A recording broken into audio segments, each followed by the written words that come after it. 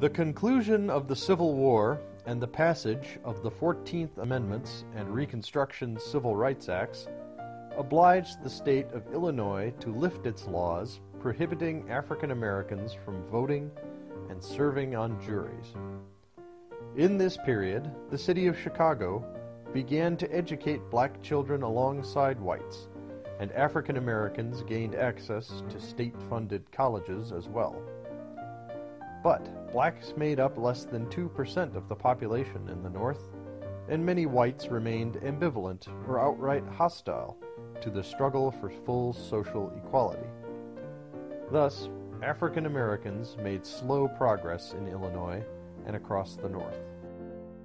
Many white workers in Illinois feared competition from African Americans trying to improve their lot, and worked to restrict blacks to unskilled labor.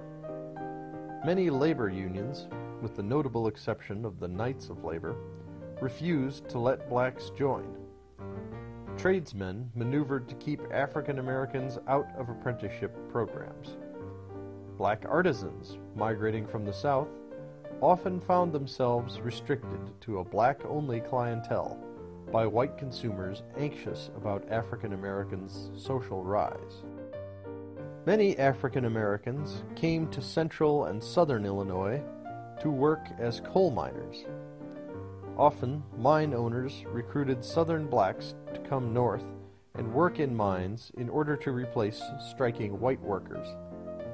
Nevertheless, the United Mine Workers organized integrated mixed locals, and by the end of the 19th century, over 20,000 African Americans belonged to the UMW.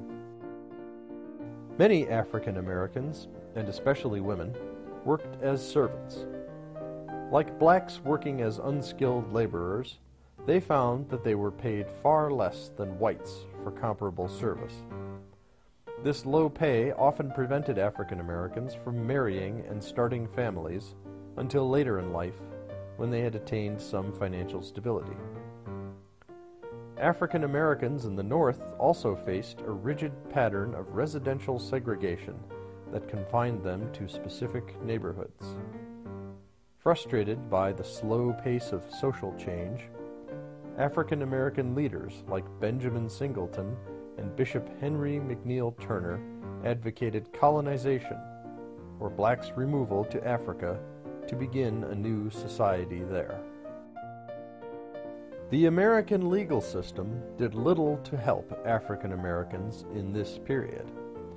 In 1883, the United States Supreme Court upheld laws denying African Americans access to private facilities like trains, theaters, and hotels, terming their exclusion a private wrong outside the scope of the law.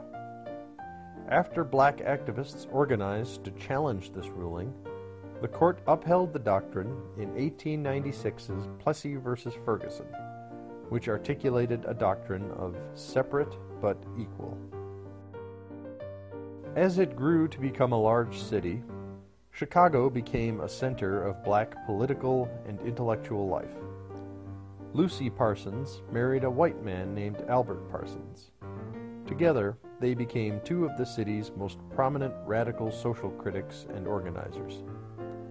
Lucy Parsons was a renowned orator and helped to organize the Chicago Working Women's Union. In 1891, she began publishing her own newspaper, Freedom. Ferdinand Barnett graduated from the City of Chicago Law School and became the first black assistant state's attorney in Illinois.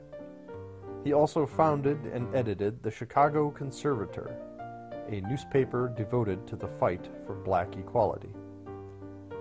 In 1895, he married the noted Southern political activist, journalist, and lecturer Ida B. Wells, who joined him in Chicago.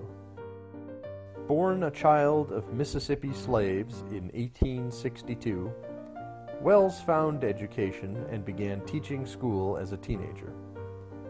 Working as an educator in Memphis, Wells challenged the Southern practice of segregated facilities by suing a railroad and became a journalist devoted to exposing blacks' unfair lot in society.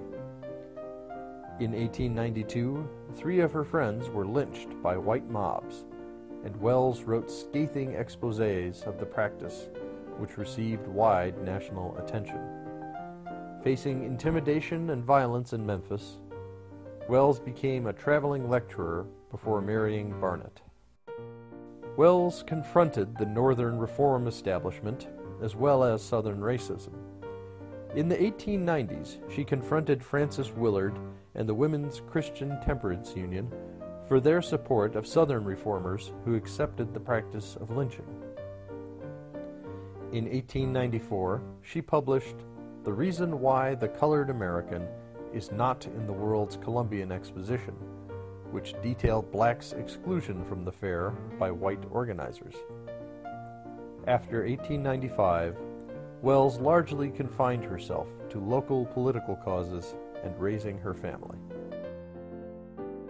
While African Americans were largely discouraged or barred from taking part in the World's Columbian Exposition, black women did succeed in speaking before the Women's Congress at the fair. One speech by Frances Ellen Watkins Harper demanded justice for her race and defined the work of middle-class black women in the coming era. African Americans in the North and South were overwhelmingly Republican in politics, but found themselves disappointed as their party's white majority lost interest in the tasks of Southern Reconstruction and black social equality. Many turned to private organizations, including churches and social clubs, for the social outlets and status that white society denied to blacks. By the 1890s, middle-class black women especially formed clubs that resembled white women's organizations in their devotion to education, suffrage, temperance, moral reform, and self-help. Other new ethnic groups came to Chicago in this period as well. European immigration began again at the conclusion of the Civil War, and Chicago, situated at the western end of the Great Lakes, became a major destination. The Great Chicago Fire of 1871 only accelerated immigration to the city by opening up many new positions in the construction trades and other industries devoted to rebuilding the area. Many of the new immigrants came to America from Southern and Eastern Europe, as well as Ireland. Many immigrants arrived in cities where friends or family members had already set down roots. This strategy identified favorable locations for immigration and helped to build new communities. Like African Americans, many new immigrants faced housing segregation and limited opportunities in business, the trades, and unions. Often, immigrants responded by asserting themselves in economic sectors largely overlooked by native-born whites. In the 1870s and 1880s, Chicago became a city of newcomers, with a new population that dwarfed the native-born elites who had arrived before the Civil War. This often unstable mix clashed over issues like the regulation or outright prohibition of alcoholic beverages. Many Yankee reformers, such as Frances Willard, identified alcohol abuse as the leading cause of poverty, family disintegration, and violence against women. All too often, they believed, men squandered their paychecks on strong drink, leaving their families to starve. But many of the new immigrants came to America from societies in which beer and wine played central roles. German Americans, outraged at the Republican Party's tilt toward the reformers' position, switched their allegiance to the Democrats in this period. Many Irish had come to Illinois in the decades before the Civil War to help build the Illinois and Michigan Canal. In the years after the conflict, they formed increasingly strong community organizations, many times around the Catholic Church. The cause of Irish independence from England also informed many groups, including an unfortunate armed sortie into British Canada at the Civil War's close. In the Gilded Age, Irish Americans played significant roles in the formation of labor unions, especially the Knights of Labor. The Irish technique of the boycott gave the Knights and other unions a powerful new tool in their struggle to match the economic, political, and legal power of employers. Other immigrants brought radical intellectual and political traditions to America. German and Eastern European immigrants played large roles in the organization of Chicago's socialist and anarchist movements.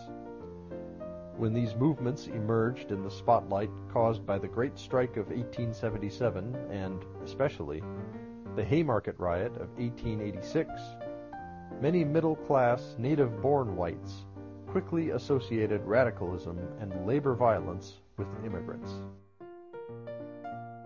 While some reform groups worked to inculcate immigrants with Yankee virtues of thrift and self-control, Jane Addams' Hull House developed in part to help immigrants to organize themselves. Addams, the daughter of a wealthy Illinois businessman, took up her work in part to learn from immigrants who represented other societies and cultures. By 1892, Illinois had elected its first foreign-born governor, John Peter Altgeld, and immigrant political leaders worked to find roles in Chicago's city government. Nevertheless, many immigrants and their children continued to face discrimination and limited opportunities, and often relied upon their own ethnic communities for social life and business activities.